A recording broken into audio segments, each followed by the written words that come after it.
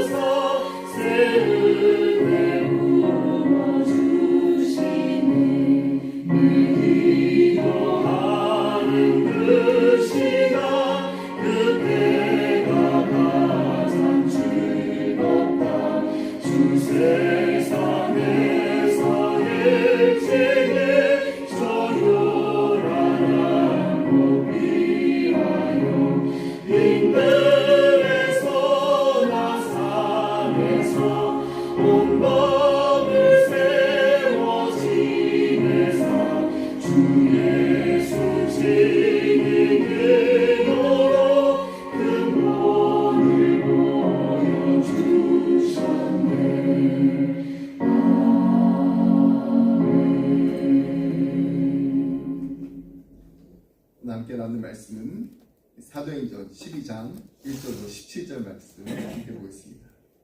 우리 지난주에도 함께 이 말씀을 봤는데요. 사도행전 12장 1절로 17절 말씀입니다.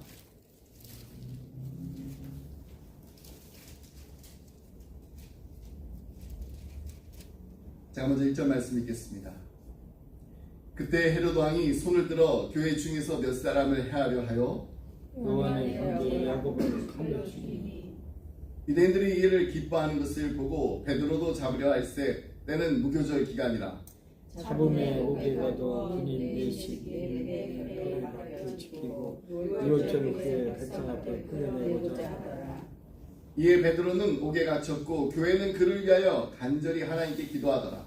헤롯이 잡아내려고 하는 그 전날 밤에 베드로와 두 군인이 틈에서 두 쇠사슬을 내려 누워 자는데 파수꾼들이 문 밖에서 옥을 지키더니 호련히 주의 사자가 나타나매 옥중에 광채가 빛나며 또 베드로의 옆구리를 쳐 깨워 이르되 급히 일어나라 하니 쇠사슬이 그 손에서 벗어지더라. 천사가 이르되 이를 쥐고 힘을 실으라. 오늘 베드로가 기도로 하니 천사가 또 이르되 겉옷을 입고 따라오라. 베드로가 나와서 따라갈 때 천사가 하는 것이 생신 줄 알지 못하고 환상을 보는가 하니라. 이에 첫째와 둘째 파수를 지나 시내를 통하는 세운에 이르니 문이 저절로 열리니라. 나와서 거리를 지나매 천사가 곧 떠나더라. 이에 베드로가 정신이 들어 이르되 내가 이제야 참으로 주께서 그의 천사를 보내어 나를 헤롯의 손과 유대 백성의 모든 기대에서 벗어나게 하신 줄 알겠노라 하여 유다라고 마가라 하는 요한의 어머니 마리아의 집에 가니 여러 사람이 거기에 모여 기도하고 있더라. 베드로가 대문을 두드린데 로데라 하는 여자아이가 영접하러 나왔다가 베드로의 형제들 알고 기뻐하여 문을 미쳐 열지 못하고 달려들어가 말하되 베드로가 대문 밖에 섰더라 하니 그들이 말하되 내가 미쳤다 하나 여자아이는 힘써 말하되 참말이라 하니 그들이 말하되 그러면 그의 천사라 하더라. 베드로가 문 두드러기를 그치지 아니하니 그들이 문을 열어 베드로를 보고 놀라는지라. 함께 있습니다. 베드로가 그들에게 손짓하여 조용하게 하고 주께서 자기를 이끌어 옥에서 나오게 하던 일을 바라고 또 야고보와 형제들에게 이 말을 전하라 하고 떠나 다른 곳으로 가니라. 아멘. 네, 바이브엑스포 사도행전 41번째 시간입니다. 우리는 지난주에 이 야고보 사도를 투석형이 아니라 이 참수형에 처한 헤롯 아그리빠가 내친 김에 사도 가운데서 넘버원 우두머리 격이었던 이 베드로마저도 이 죽여버려야 한 이유가 무엇인지를 알게 되었습니다. 그 이유가 무엇이었나요? 그것은 바로 그가 유대인이 아닌 이방 혈통인 이두메인이었습니다. 그렇기 때문에 그렇게 유대인으로서 왕자에 있는 것이 아니라 이방인으로서 왕자에 앉아 있었기 때문에 어떻게 해서든지 유대인들의 환심을 사야 했습니다. 그러나 이미 이제 무교절이 이제 시작되었기 때문에 이 무교절 기간 동안에는 재판을 할 수 없습니다. 또 처형을 그 많은 이 유대인의 그 관습을 지키기 위해서 이 헤롯 아그리빠는 무교절이 끝나기까지 기다렸어요. 그래서 이제 베드로를 감옥에 가둬두었습니다. 그러니까 이제 4명이 한 조를 이룬 그 4조로 하여금 이 감방에 그 베드로를 교대로 감시케 했습니다. 베드로 한 사람을 감시하기 위해서 16명의 군사가 동원된 것입니다. 자, 그 상황 속에서 교회가 무엇을 했는지를 오늘 우리가 함께 읽은 본문 5절이 밝혀주고 있습니다. 이에 베드로는 옥에 갇혔고 교회는 그를 위하여 간절히 하나님께 기도하더라. 이 사도 야고보가 참수형을 당하고 베드로마저도 이제 참수형을 당하기 그 직전의 그 상황 속에서 교회가, 다시 말해서 교인들이 할 수 있는 것이라고는 기도밖에 없었습니다. 그들은 베드로를 위해서 하나님께 기도했습니다. 그냥 기도한 것이 아니라 정말 간절하게 기도했습니다. 사악한 그 폭군의 횡포 앞에서 그저 그냥 맨손으로 맞설 수밖에 없었던 교회가, 그리고 교인들이 죽음에 직면한 그 베드로를 위해서 하나님께 간절히 기도했다는 것입니다. 저 오직 교회가 할 수 있는 것은 간절한 기도뿐이었습니다. 오늘날 한국교회와 또 성도들에게 찾아온 그 위기에 대해서 많은 이야기를 하는데 그 중에 가장 중요한 것은 바로 이 절박함이라는 것이 사라졌다는 것입니다.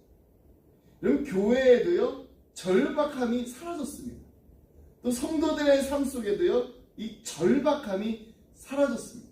너무 많은 것을 우리가 풍요롭게 누리고 있기 때문에. 제가 이 성경적 이 부모 교실을 이제 가리키면서 이제 부모님들께 보여드린 사진이 2개가 있는데 정말 이 세상에서 가장 아름다운 사진이라고 하면서 이제 보여드린 사진입니다. 하나는요 아주 오래전입니다.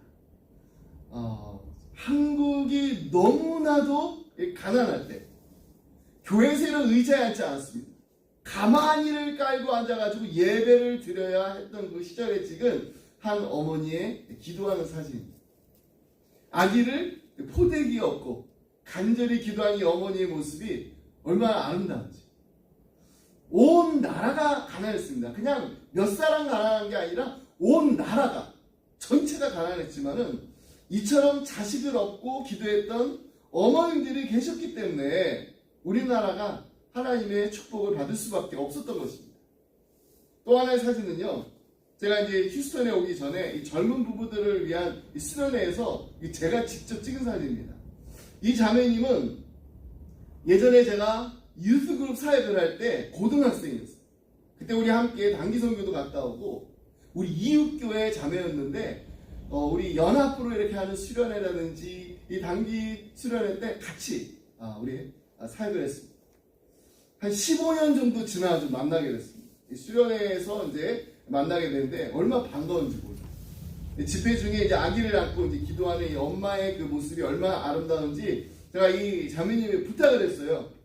형이 자매, 내가 이 성경적 부모 교실을 할 때 기도하는 아빠 엄마가 돼야 된다고 가르치는데 그때 형이 자매가 이 아기 안고 기도하는 그 사진 보여주고 싶은데 괜찮지? 하고 제가 허락을 받고 보여드린 사진입니다. 요즘 이제 시대가 바뀌어가지고요, 아기를 이제 예전에 이렇게 포대기에 업었잖아요. 이제는 포대기에도 업지 않고 이 엄마 이게 품에 안습니다. 이 엄마 품에 안겨서 기도하는 이 엄마 소리를 듣고 자란 아이들, 이미 축복을 받은 아이들입니다. 자식이 부모님으로부터 받을 수 있는 가장 귀한 선물을 받았기 때문입니다. 2000년부터 이제 크리스찬 부모들은요, 자녀들을 위해서 기도했습니다. 그냥 기도하지 않았습니다.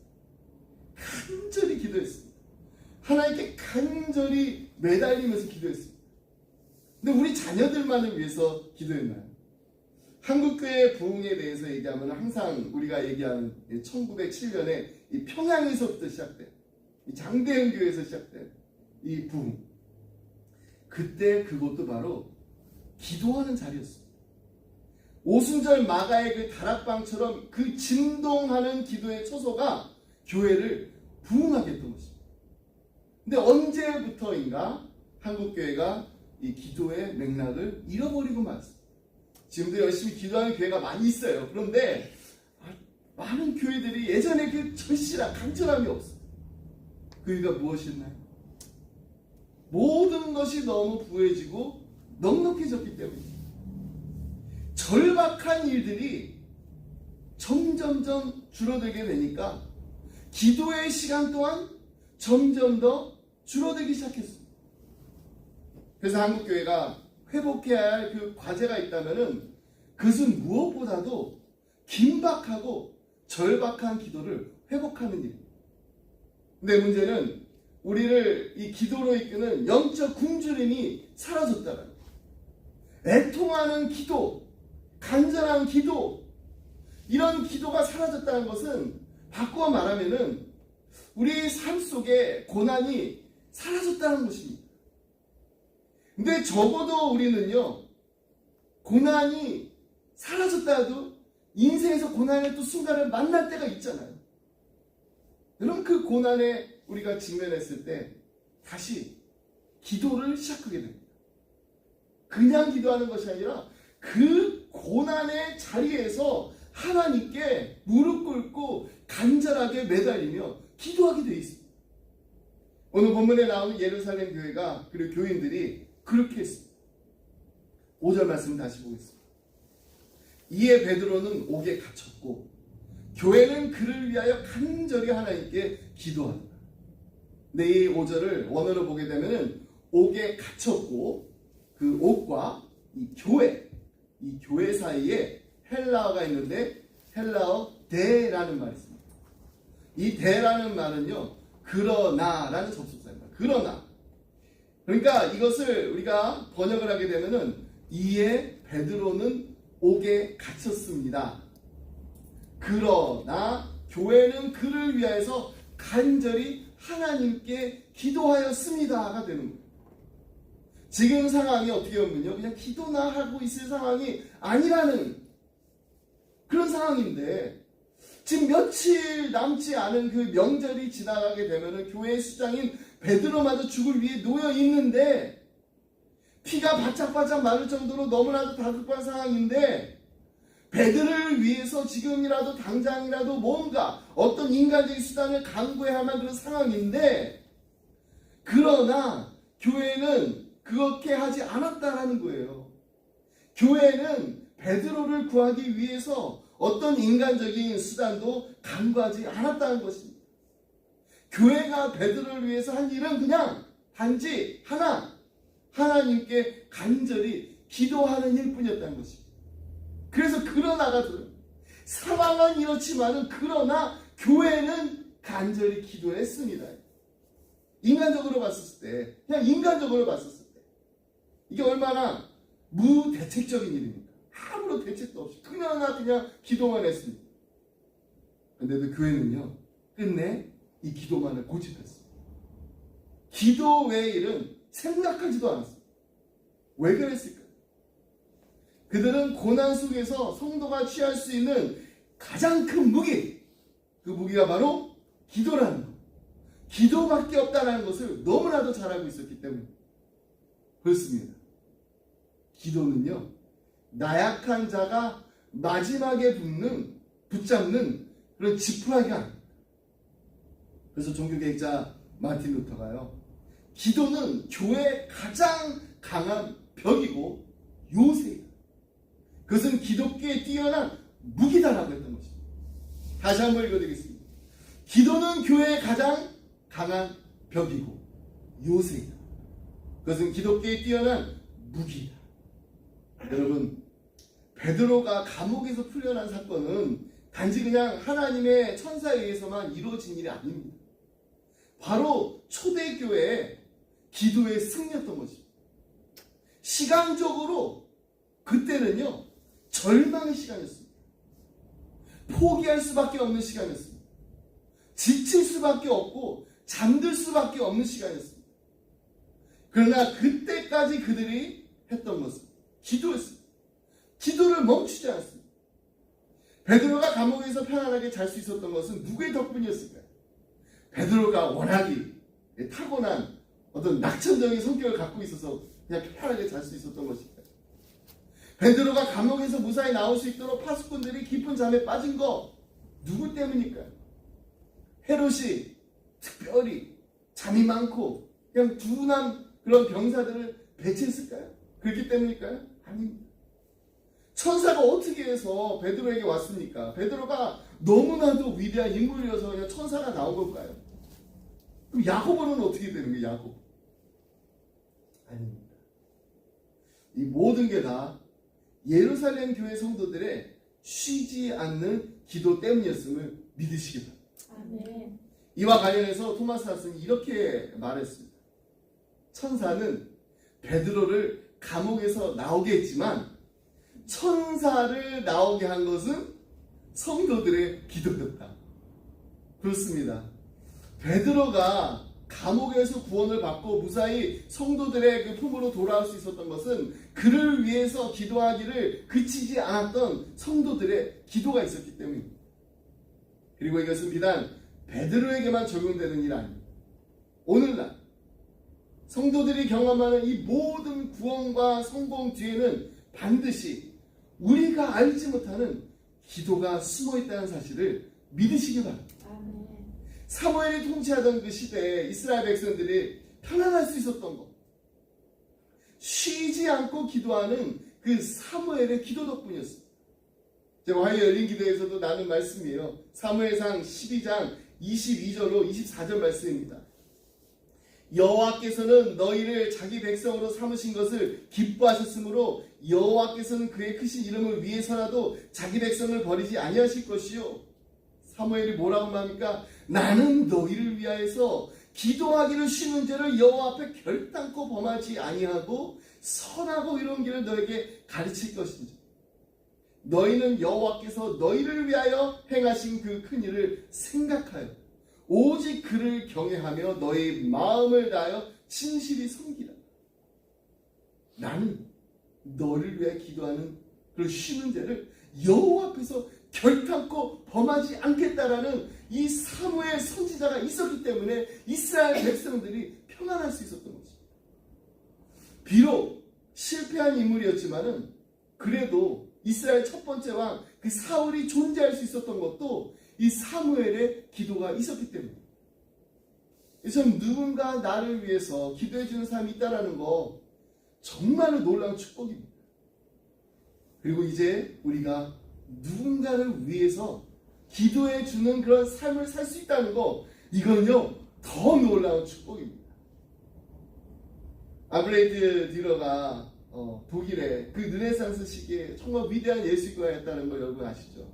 여러 가지 방법을 고안해가지고 눈으로 본 세계를 정말 감동적으로 표현하는 데 열중했고요. 특별히 이 성경에 나온 그 하나님의 그 말씀을 아주 독창적인 그 방법으로 재현한 사람입니다. 그래서 이 위대한 예술가가 남긴 그 걸작, 그 중에 우리가 너무나도 익숙한 그림이 바로 이 기도하는 손. 그냥 단지 거친 모습에 그 모아진 그 두 손만이 아닙니다. 이 그림 안에는 정말 위대한 사랑이, 믿음이 깃들어져 있습니다. 아름다운 그 친구의 그 우정이 숨어있다는 사실을 이미 우리가 너무나 잘 알고 있습니다. 난 이 기도하는 손의 그 이야기를 처음 들어봤다. 이건 예화가 아니잖아요. 실화잖아요. 1490년대의 그 젊은 화가 디러가 프란시스 나인스타인, 정말 절친한 그 친구 사이였습니다. 이들이 너무나도 가난했기 때문에 생계를 위해서 일을 하면서 틈나는 대로 그림을 그려야 했습니다. 하지만 얼마 지나지 않아서 이들 둘이 이 두 가지 일을 함께 할 수 없다는 것을 알게 됐어요. 그래서 두 친구가 제비를 뽑아가지고 한 사람이 돈을 벌어가지고 다른 사람을 돌봐주기로 작정했어요. 그 결과 이제 프란스가 일을 하게 됐습니다. 그의 뒷바지로 디러가 이제 학교에서 그림을 이제 배우게 됐고, 디러는 유명한 그 화가 밑에서 열심히 공부하게 됐습니다. 프란스는 그 친구가 공부할 수 있도록 학비를 마련하기 위해서 더욱 열심히 일을 했습니다. 그 결과 이 디러가 학교를 졸업하고 또 유명한 화가가 됐습니다. 돈도 많이 벌게 됐습니다. 이제 역할을 이제 바꿔야 될 때가 됐습니다. 그래서 자기 친구를 이제 미술학교에 이제 보내기 위해서 돌아왔는데, 프란스는 친구를 위해서 그동안에 너무 오랫동안 희생해왔고 험한 육체 노동을 했기 때문에 손이 굳어버려가지고 더 이상 그림을 그릴 수가 없었습니다. 프란스는 이 마음이 아팠지만은 어쩔 수 없이 이 화가의 그 꿈을 포기해야만 했던 것입니다.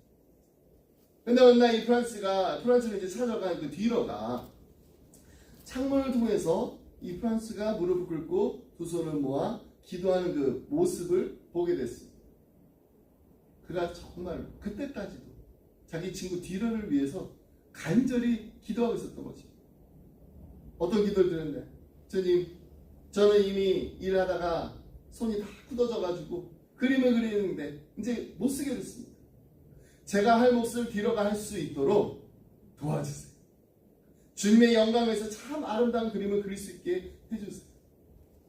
이 광경을 본 친구 디러가 어떤 마음이었어요? 정말 마디마디가 상처투성이의 손이었지만은 아마도 자기를 위해서 희생하고 기도하는 이 친구의 손을 보면서 이 손이야말로 자신을 위해 온갖 희생을 치른 사랑과 우정으로 뭉친 진정 감동적이고 아름다운 손이라고 생각하지 않았을까요? 순간 디러가 이제 흐르는 그 눈물을 닦을 생각도 하지 않고 북받치는 그 감정을 참아가면서 그 자리에서 즉시 연필과 그림 도구를 펼쳐가지고 친구의 그 기도하는 손을 아주 정성스럽게 스케치했습니다. 그 친구 때문에 지금의 자기가 있다라는 거. 정말로 세계의 제일 아름다운 작품이 바로 내 눈앞에 있다라는 것을 말했습니다. 이렇게 해서 이 디러의 유명한 작품이 기도하는 손이 탄생된 것을 우리가 잘 알고 있습니다. 이 그림 속의 손의 주인공은 바로 디러를 위해 자신을 희생한 친구 프란스입니다. 수많은 사람들에게 감동을 준 손이에요. 자, 근데 우리가 이 그림 그리고 나서 디러가 했던 말은 아마 처음 들으신 분도 있을 거예요. 저도 말씀 준비하면서 디러가 이런 말을 했다는 거예요. 기도하는 손이 가장 깨끗한 손이요, 가장 위대한 손이요, 기도하는 자리가 가장 큰 자리요, 가장 높은 자리. 그렇게 디러가 그린 손은요, 아름답게 어떻게 꾸미려고 하는 그런 어떤 의도가 없어도요, 그냥 있는 그대로 진솔하게 표현됐어도 아름다운 손이 됐던 것입니다. 비록 거칠게 굳어진 손이지만 마주 잡은 그 손이 한 인간이 다른 사람을 위해서 간절히 기도하고 있는 그 모습을 반영하고 있었던 것입니다. 이런 디러의 기도하는 손에 담기라는 기도가 가지고 있는 은밀하면서도 진실한 가치와 능력을 이야기하고 있습니다. 우리 기도는요, 하나님과의 대화라고 말합니다. 이 그림, 하나님께 어떤 기도를 드렸던 걸까요? 어떤 대화를 했던 걸까요? 바로 감사의 기도였습니다. 그리고 그 감사는요, 자신의 희생을 전제를 하고 있기에 어떻게 보면 더욱더 아름다운 것이 되었습니다. 친구 공부를 뒷바라지 해주기 위해서 손가락이 휘고 굳어져가지고 그림을 그릴 수 없게 되었지만은 친구의 성공을 진정으로 기뻐하는 감사와 희생의 손이었던 것입니다. 그렇게 세상에서 가장 아름다운 모습은 다른 것이 아닙니다. 기도의 모습. 이 시간 한번 우리 손 한번 이렇게 보고 볼까요? 이 세상에서 가장 아름다운 손. 그 아름다운 손이 여러분의 손, 그리고 저의 손이 되기를 간절히 소원합니다. 아멘. 여러분, 이 기도의 과정에는요, 눈물이 있습니다. 땀이 있습니다. 피와 영혼이 있습니다. 정말 하나님께 바치는 그 고통과 희생이 따르기 때문에 살아서 할 수 있는 순교라고까지 말합니다. 우리의 기도는 어떤 기도입니까? 우리의 기도는 어떤 문도 열 수 있는 강력한 힘을 가지고 있습니다. 모든 고난과 시련의 해답을 제공하는 것이 바로 우리의 기도입니다. 그래서 찰스 스펄전은요, 기도에 대해서 이렇게 말했습니다. 기도할 수 있을 때까지 기도하라. 기도할 수 있도록 도와달라고 기도하라. 기도할 수 없다고 기도를 포기하지 마. 기도할 수 없다고 생각할 때 이미 당신은 기도하고 있는 것입니다. 저는 여기에 두 가지를 더하고 싶습니다. 첫째, 혼자서 기도할 수 없다라는 생각이 들 때 함께 기도할 수 있는 친구를 꼭 만나세요. 둘째, 혼자서 기도할 수 없다라는 그 사람을 만날 때 함께 기도할 수 있는 친구가 꼭 되세요. 우리 자녀를 위해서도 함께 기도할 수 있는 기도의 친구가 꼭 되시길 바랍니다. 우리의 이웃을 위해서도 함께 기도할 수 있는 기도의 친구가 꼭 되시길 바랍니다.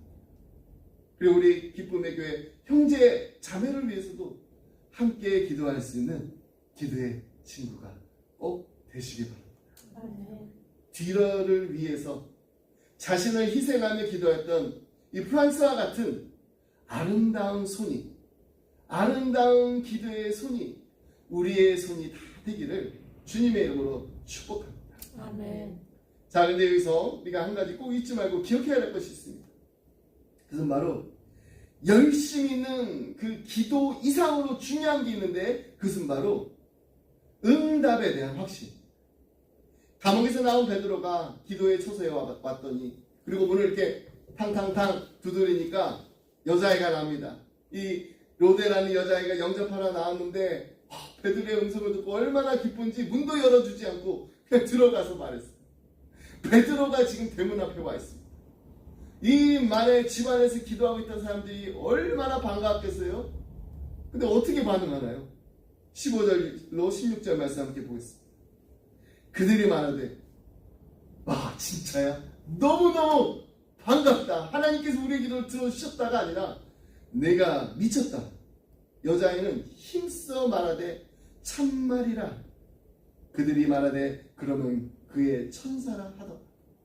베드로가 문 두들기를 그치지 아니하니 그들이 문을 열어 베드로를 보고 반가워하더라. 놀라는지. 로데의 그 말을 들은 성도들은요, 문을 두드리니까 베드로라는 그 말을 믿지 않았다고 했습니다. 그들은 베드로의 그 석방을 위해서 온 힘을 다해 하나님 앞에 간절하게 기도했던 사람들이었습니다. 그저 그냥 어떤 모임에, 집회에 그냥 참석했다가 마지못해가지고 그냥 우리 기도 제목 나눕시다 해서 그냥 기도한 사람들이 아니라 정말 뜨겁게 밤을 새워가며 기도했습니다. 베드로가 옥에 갇히면서 그들의 기도는 시작되었고, 근데 정작 그 기도의 응답으로 베드로가 석방대에 나왔을 때 그걸 믿지 않았어요. 믿지 않은 정도가 아닙니다. 로데를 향해서 네가 미쳤다라고 했어요. 그래도 로데가 아닙니다, 봤습니다라고 이렇게 강력하게 증거하니까 그러면 그의 천사라고 합니다. 베드로의 입장에서 보면 참 기가 막힙니다. 지금 베드로가 그 문 밖에 서 있잖아요. 지금 자신이 와 서 있는데도 사람들이 문을 안 열고 있습니다. 이들은 지금 문을 두드리니까 베드로임을 인정하지 않고 있는 것입니다. 열심히 기도는 했습니다. 하지만 기도 응답에 대한 확신이 없었고 그래서 불신할 수밖에 없었던 것입니다. 여러분, 이 방금 전에 우리가 함께 읽은 이 15절, 이중적인 그 역설을 담고 있는 굉장히 독특한 본문입니다. 여기서 우리가 주목할 문장이 하나 있는데, 여자아이는 힘써 말하되 참말이라 그랬습니다. 이 참말이라를 헬라어로 하면은 디스크리조마입니다. 디스크리조마. 이 동사는요, 성경 전체에 걸쳐서 딱 두 번 나옵니다. 오늘 본문과 누가복음 22장 59절에 나옵니다. 둘 다 베드로와 연관되어서 사용됐습니다. 누가복음 말씀입니다. 1시간쯤 있다가 또 한 사람이 장담하여 이르되 이는 갈릴리 사람이 참으로 그와 함께 있었느니라. 베드로가 이르되 이 사람아, 나는 내가 하는 말을 알지 못하노라. 아직 말하고 있을 때에 닭이 곧 울더라. 베드로가 예수님이 체포당하시는 그 현장까지 쫓아왔습니다. 그런데 너 예수님의 제자 아니야? 그런 말 하니까 난 예수님 모른다. 이렇게 부인하는 그런 상황까지 벌어지게 됩니다. 근데 한 사람이 베드로에게 당신 갈릴리 사람 맞지? 내가 장담하는데 분명히 당신 예수가 함께 있는 거 내 눈으로 똑똑히 봤어. 여기서 장담하다라는 이 헬라어 단어가 바로 디스키리조마입니다. 누가복음에서는 어떤 한 사람이 베드로에게 내가 장담하는데 라는 말로 사용됐고, 사도행전에서는 이 로데라는 어린아이가 집안에서 기도하고 있던 그 성도들에게 내가 지금 하는 말이 참말입니다 라고 할 때 사용되었습니다. 둘 다 베드로가 있던 현장에서 쓰여졌던 말입니다. 어떤 현장인가요? 불신과 불순종의 현장이었습니다. 베드로는요, 헤롯 궁궐내 안토니우스 병에 가장 내밀한 감옥, 탈옥이 절대 불가능한 공간에 갇혀 있다가 풀려났습니다. 온전히 천사의 그 도움으로 사슬이 풀려지고 겹겹이 닫혀 있었던 그 옥문이 열리면서 안전한 거리까지 나오게 됐습니다. 그런데 탈옥이 절대 불가능한 그 공간에 있다가 나온 베드로가 마가의 집 그 대문 앞에 서가지고 그 문 안으로 지금 들어가지 못하고 있습니다.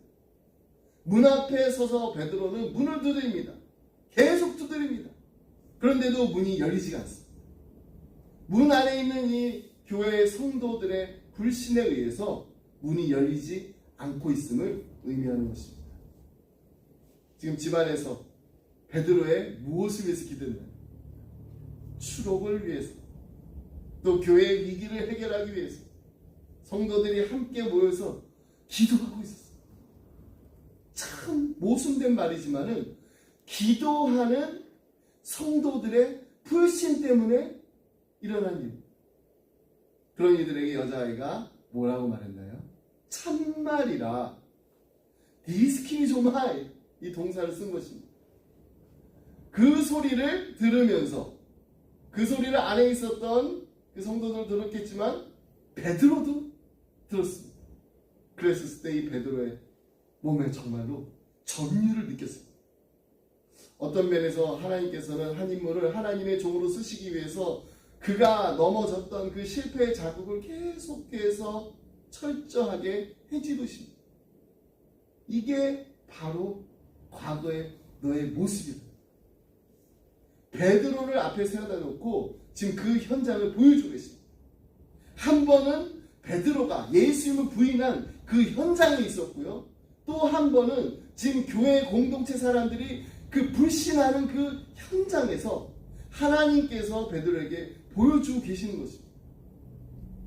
이것은 우리도 성도라는 이름으로, 교회의 이름으로 얼마든지 하나님 앞에서 불신할 수도 있고 불순종할 수도 있음을 보여주는 하나의 사건입니다. 영국의 소설가면서 문명 비평가였던 웰스라는 분이 쓴 작품이 있어요. 단편이 있는데 제목이 대주교의 죽음입니다. 대주교가 날마다 습관처럼 이런 기도를 했답니다. 오 전능하신 하나님 아버지. 근데 정말로 어느 날 기도하고 있는데 하나님의 음성이 들렸습니다. 그래 무슨 일이냐. 이 말을 듣는 순간 이 대주교가 심장마비를 일으켜서 죽고 말았습니다. 왜 그랬을까요? 그것은 바로 전혀 기대치도 않았던 하나님의 음성이 들려왔기 때문에 그렇게 매일매일 날마다 하나님 그렇게 기도했는데 막상 하나님의 음성을 듣게 되니까 놀랐다. 이것은요 그냥 형식주의적인 종교인들에 대한 어떤 풍자하는 이야기입니다. 단편이라고 했어요. 그런데 이것은 또한 기도하면서 기도의 그 응답에 대한 확신을 갖지 못하는 성도들을 향한 아주 쓴 비판임을 우리가 알아야 돼요. 우리 정말 열심히 기도하잖아요. 우리 밤을 새워가면서 기도합니다. 우리 눈물 뿌려가면서 기도합니다. 금식하면서 기도하고 몇 날 며칠 밤을 새워가면서 기도합니다. 하지만 그렇게 하면 뭘 하나요? 정작 기도에 대한 확신이 없다면 아무 소용도 없는 것입니다. 기도에 대한 확신이 없으면 기도가 응답되어도 그것이 기도의 응답인지를 알 수가 없습니다. 그래서 기도가 응답됐는데도 감사할 줄을 모릅니다. 마킨 홉킨스가 이렇게 기도에 대해서 얘기를 했습니다. 우리의 기도와 하나님의 자비는 한 우물에 두 두레박과 같다. 하나가 올라가면은 하나는 내려온다. 우리의 기도가 올라가게 되면은 하나님의 자비가 내려온다. 우리가 하나님 앞에 기도를 올리게 되면은 하나님께서 기도의 응답을 내려주십니다. 그렇습니다. 기도에는요 반드시 응답이 있습니다. 우리의 기도는요 그냥 허공에 흩어지는 메아리 없는 외침이 아닙니다. 기도하면 가장 많이 생각나는 영국의 고아의 아버지로 불리는 조지 뮬러. 일평생 5만 번의 기도 응답을 받아옵니다. 책 제목도 있죠. 5만 번의 기도 응답을 받은 조지 뮬러. 저는 그 책 제목 보면서 그런 생각을 했어요. 5만 번의 기도 응답을 받았으면 도대체 얼마나 많은 기도를 했을까? 얼마나 많은 기도 제목이 되어 있을까? 여러분 5만 번의 기도 응답을 받았다. 이것은요 그의 기도가 남달랐기 때문이 아닙니다. 그는요 단지 하나님께서 분명히 반드시 응답해 주실 것이라는 확신을 가지고 기도했기 때문에 하나님께서 응답을 어떻게 이루어 주시는지를 살폈기 때문에 그 많은 응답을 받은 것입니다. 이제 우리도 열심히 기도하고 있지만 더 열심히 기도해야 됩니다. 간절히 기도해야 됩니다.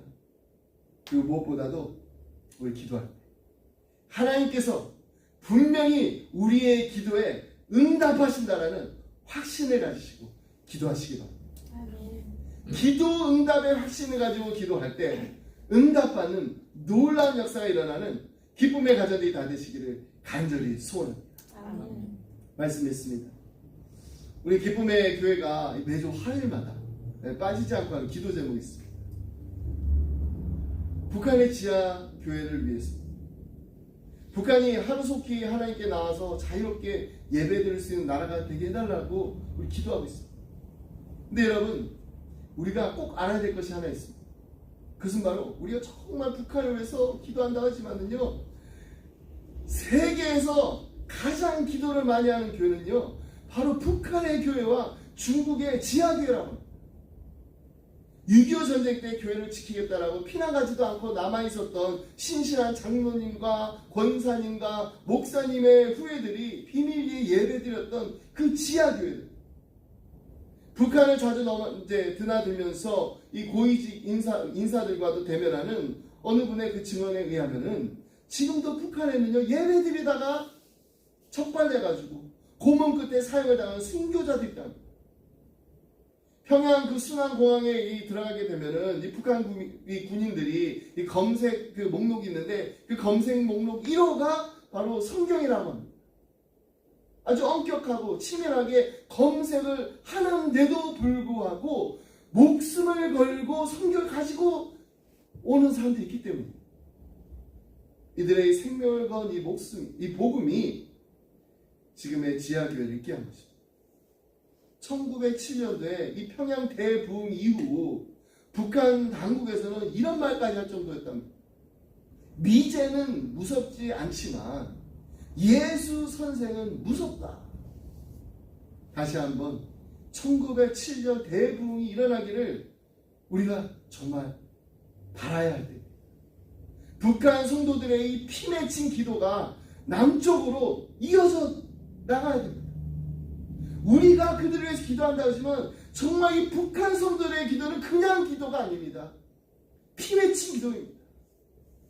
우리도 정신 차리고 간절한 기도로 기도하는 그 마음을 회복해야 합니다. 북한 성도들과 같이 생명을 걸고 드리는 기도가 우리 모두의 가슴 한복판에 다시금 회복하게 되는 우리 기쁨의 성도님들이 다 되시기를 주님의 이름으로 축복합니다. 아멘. 기도하겠습니다. 사랑하는 풍성하신 하나님 아버지 감사합니다. 우리의 기도 들으실 뿐만 아니라 들응답하시는 하나님이 우리의 아버지 되심을 감사합니다. 하나님 간절한 마음으로 기도하는 사랑하는 자녀들의 기도를 응답하여 주옵소서. 쉬지 않고 포기하지 않고 하나님의 응답을 기다리며 기대하며 기도하는 우리의 기도를 꼭 들어주시옵소서. 근심과 염려가 있을 때 인생의 고난과 역경을 만날 때 먼저 다른 거 하지 않고 기도부터 시작하게 하여 주시옵소서. 그리고 하나님께서 응답해 주실 것이라는 분명한 확신을 가지고 기도하게 하여 주옵소서. 하나님 사랑하는 우리 자녀들을 위해서 기도합니다. 이들이 날마다 하나님과 대화하는 기도하는 자녀들이 되게 하여 주옵소서. 부모인 우리가 다 이해하지 못하는 혼자 가슴으로 끙끙거리며 고민하고 있는 이들의 인생의 문제들을 하나님의 손에 다 내어 맡기며 기도할 때 하나님 이들의 마음에 하나님께서 언제나 어디서나 나와 함께 하신다는 확신을 허락하여 주옵소서. 하나님 이 시간 우리 북한의 믿음의 형제 자매들을 위해서 기도합니다. 이들이 신앙을 지키려고 모진 고문과 핍박을 받더라도 흔들리지 않도록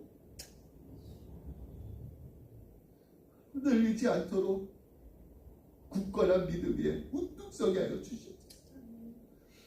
그리고 하루속히 북한에도 복음의 문이 다시금 활짝 열리게 되어서 부흥의 역사가 다시금 불길같이 타오르게 하여 주옵소서.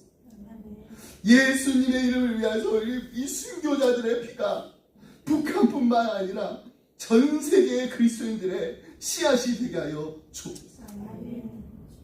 하나님 믿음으로 간구한 기도 하나님께서 분명히 들어 응답해 주실 줄 믿습니다.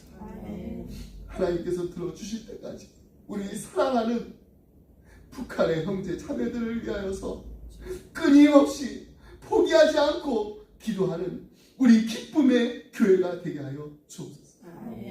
이 모든 말씀 우리를 사랑하시는 예수 그리스도 이름으로 기도드립니다. 아멘.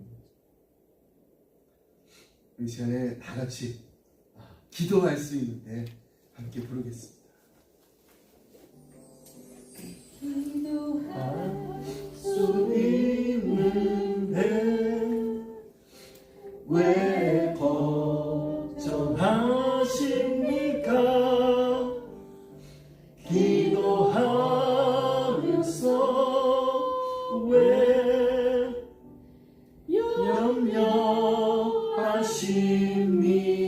염려하십니까? 기도할 수 있는데 왜 실망하십니까?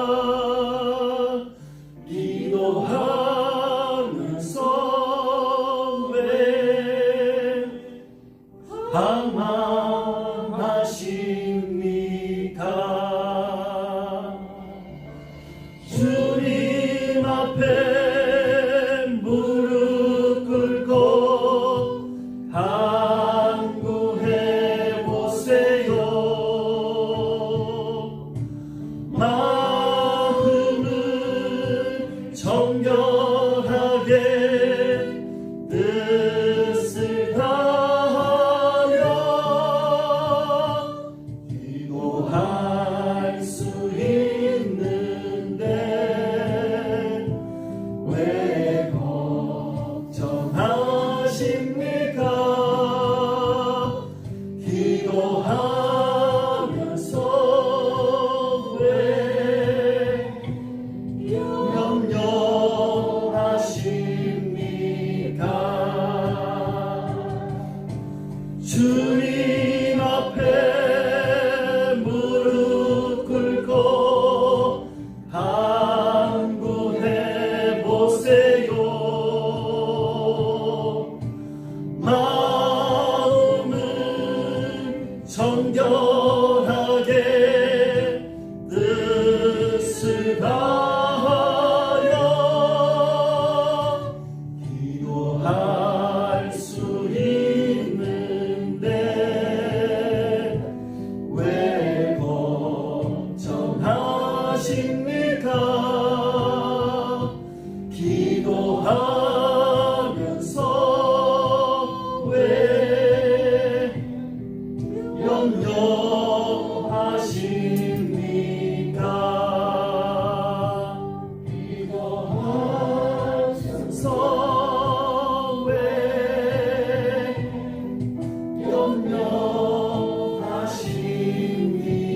염려하십니까? 기도하겠습니다. 이제는 우리 주 예수 그리스도의 은혜와 하나님 아버지의 그 크신 사랑과 성령님의 감화 같은 하나님 앞에 간절하게 기도할 때 하나님께서 분명히 응답해 주실 믿습니다. 걱정하지 않고 근심하지 않고 염려하지 않고 오직 하나님만 바라보며 하나님의 도우시는 손길이 우리와 함께 하신다는 것을 분명히 믿고 기대하며 하나님께서 어떻게 역사하실지 기다리며 쉬지 않고 포기하지 않고 기도하는 우리 기쁨의 가정 되게 하여 주시옵소서. 간절한 마음을 기도하며 이 자리를 떠나는 사랑하는 성도님들과 가정과 생업에 그리고 주님의 몸된 교회 위에 지금부터 영원토록 함께 하시길 간절히 축원하옵나이다. 아멘.